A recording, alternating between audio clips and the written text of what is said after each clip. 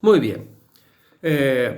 Como veremos entonces, el código que tenía todos estos pensamientos como trasfondo se implantó a sangre y fuego, o mejor dicho, escatimando los dólares, se implementó en el primer quinquenio del año 30 y prácticamente a partir de allí eh, marcó toda la producción cinematográfica de Hollywood que nosotros como espectadores vimos en la edad dorada del cine.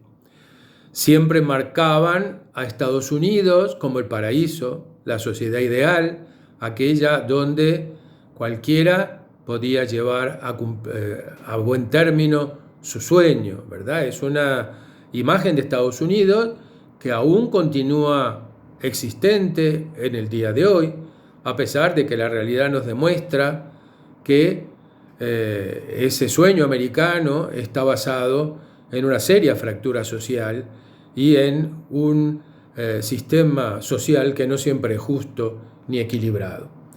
Y bueno, esto de alguna forma convirtió a Estados Unidos también en meca de la inmigración, ¿verdad? Todas las personas que pasaban hambre o que pasaban situaciones complejas en el resto del mundo, sumido en las dos guerras mundiales y sumido en los desastres de las crisis económicas capitalistas y de todo lo que sucedió en la primera mitad del siglo XX, vieron a Estados Unidos como la tierra prometida, aquel paraíso perdido por el hombre, aquel paraíso al cual se podía entrar, pasando primero obviamente recordarán, por la isla Ellis, donde los inmigrantes norteamericanos hacían cuarentena, donde eran permitidos o no su ingreso, todo ese sueño que convirtió a Estados Unidos en una tierra de inmigración, esa misma inmigración que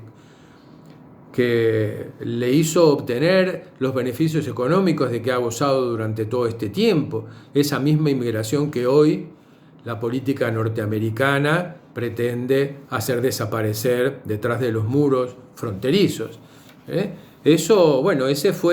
Esa fue la tierra de ensueño que pintó Hollywood, y a esa tierra de ensueño querían ir todos los mortales, con todas las problemáticas que eso implicó y implicará hasta tanto se solucione la diferencia entre un ideal de país y una realidad de país como vive Estados Unidos.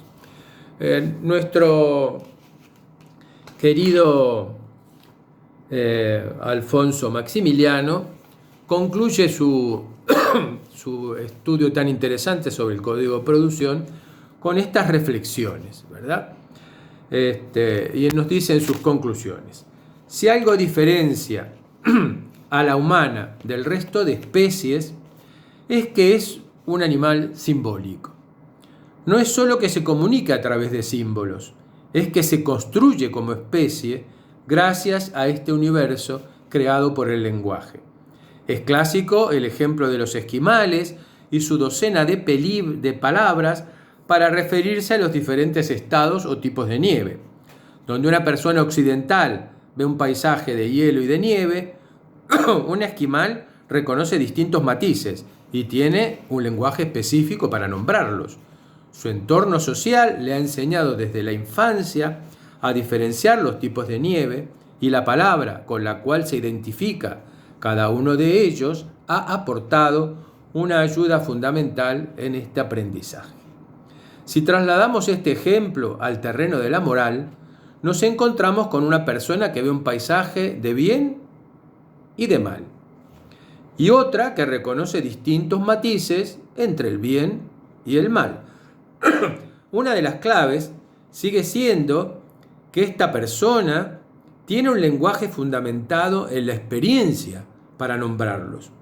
Pero si este lenguaje desaparece, si estas definiciones dejan de existir o nadie las enseña, las siguientes generaciones aprenderán exclusivamente el lenguaje maniqueo del bien y del mal absolutos y tendrán mentalidades tendentes al fundamentalismo. Perdón, tomemos un poquito de agua.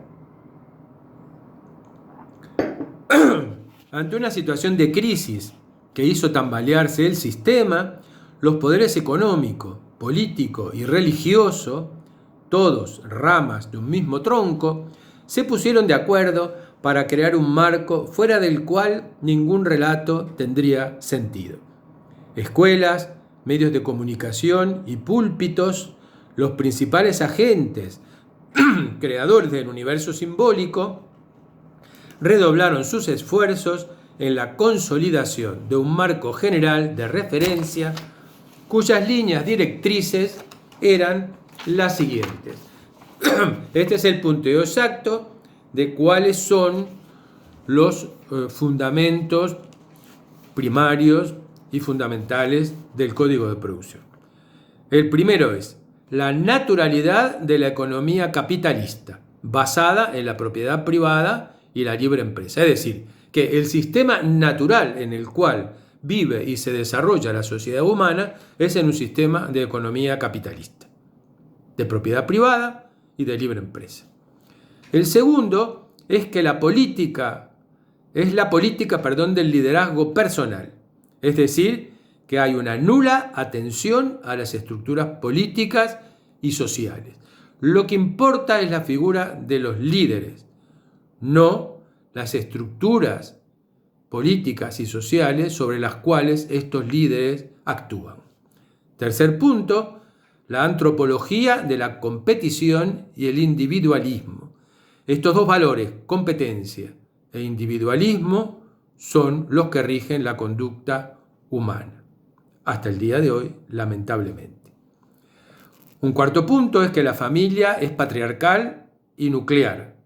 El amor heterosexual y heteronormativo son los pilares de la sociedad.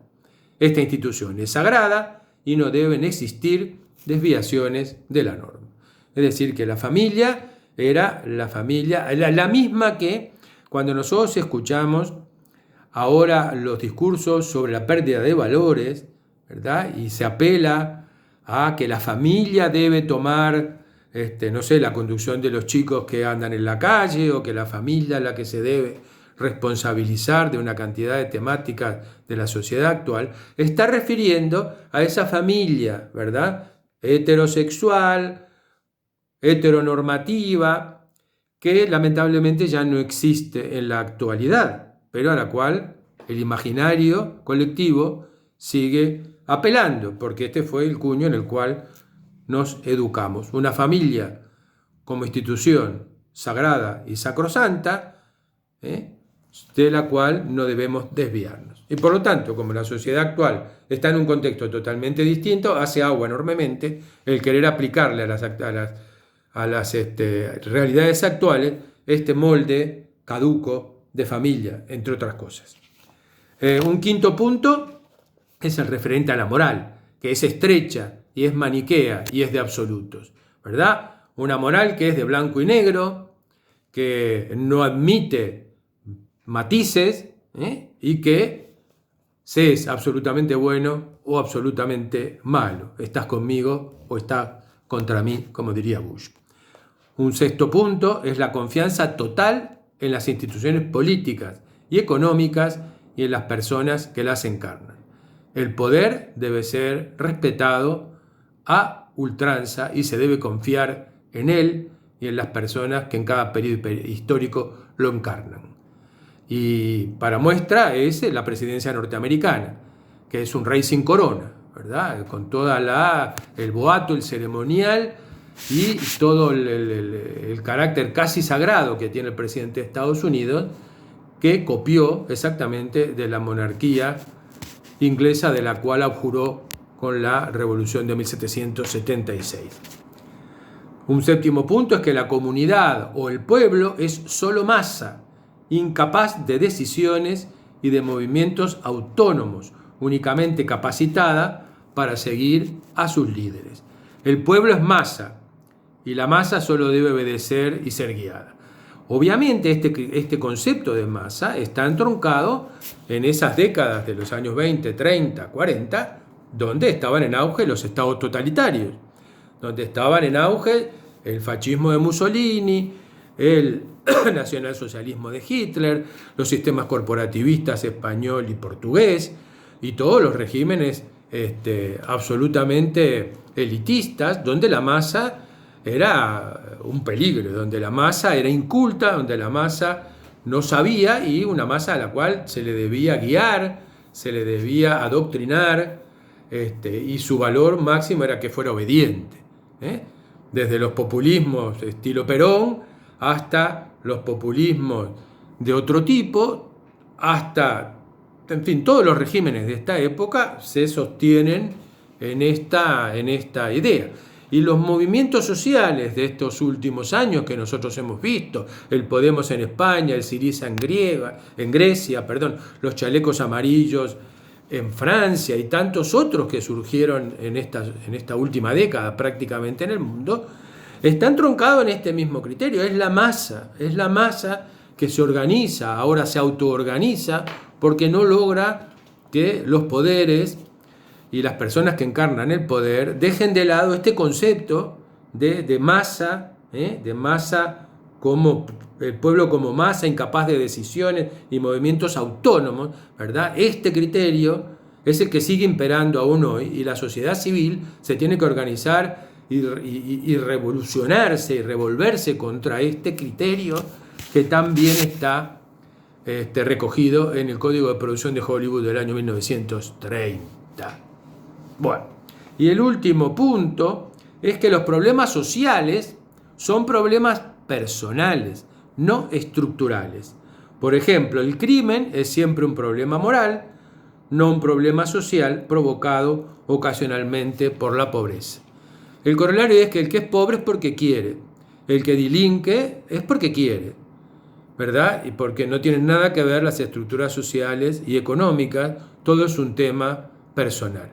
Acá influye enormemente el trasfondo del protestantismo, y el concepto de gracia y el concepto de predestinación, etcétera, etcétera. No vamos a entrar en esto porque va para largo, pero obviamente acá es que el individuo es el artífice de su destino y no importa el contexto en el cual se mueve, que es un concepto típicamente sustentado a rajatabla por la sociedad norteamericana, especialmente por los partidos republicanos. Muy bien. En conclusión, nos dice nuestro autor, la mentalidad retroalimentada por este marco de referencia es binaria, es de opuestos, confiada, poco propensa al análisis, a la crítica, al debate y a poner en duda sus propios supuestos. Es una mentalidad que carece de herramientas para interpretar y evaluar realidades complejas, cerrada, tendente al absolutismo, al maniqueísmo y al fundamentalismo. Es más fácil dilucidar que medir el papel jugado por el Código Hayes en la extensión de esta mentalidad. Pero si hacemos caso de las estadísticas que Brin ofrecía a Hayes, su influencia fue devastadora. Y si alguien se extraña todavía que la palabra fundamentalismo que nosotros solemos aplicar al mundo islámico es de puro y duro y cuño norteamericano y protestante, bueno, acá tienen una muestra palpable de dónde surgieron los conceptos del fundamentalismo y quiénes son los principales detentadores de una mentalidad fundamentalista, por más que siempre tiran la piedra para afuera y pretenden que los malos son los persas, ahora iraníes, los iraquíes, los mexicanos, los guatemaltecos y toda esa caterva de pobres sudamericanos y centroamericanos que quieren entrar al paraíso perdido, no sé, a ese paraíso de cartón de decorado que nos presentó Hollywood. Estados Unidos tal vez sigue siendo un paraíso de cine, nada más, pero no es la realidad. Bueno, son temas muy profundos, darían para discutir mucho. La pena que no estamos en una modalidad presencial para poder analizar todos estos temas, pero bueno, espero que les haya interesado esta profundización que hemos hecho sobre el cine, visto tal vez desde un punto de vista que hemos abordado poco, que es desentrañando las normas por las cuales la fábrica de películas funcionó y cuáles fueron los carriles por los cuales salieron a la luz las películas que nosotros vimos en nuestra juventud, en nuestros años dorados, en nuestros años estupendos de espectadores, y que alimentó nuestro imaginario no solo sobre Estados Unidos, sino sobre el mundo en general. Un imaginario que, como cualquier imaginario, debe ser siempre sometido a revisión y a crítica. Entendido todo esto, por supuesto, en el buen sentido de la palabra. Hay que seguir utilizando a rajatabla el pensamiento crítico. Y para ejercer el pensamiento crítico hay que estar bien informado y hay que tratar de conocer lo más que se pueda sobre las diversas cuestiones que el mundo pone a nuestro alcance. Bueno, esperemos que pasen una linda semana, que nos podamos reencontrar el próximo martes para continuar con alguna otra temática interesante como esta que acabamos de abordar. Un beso grande para todos, los extraño, pórtense bien y cuídense mucho.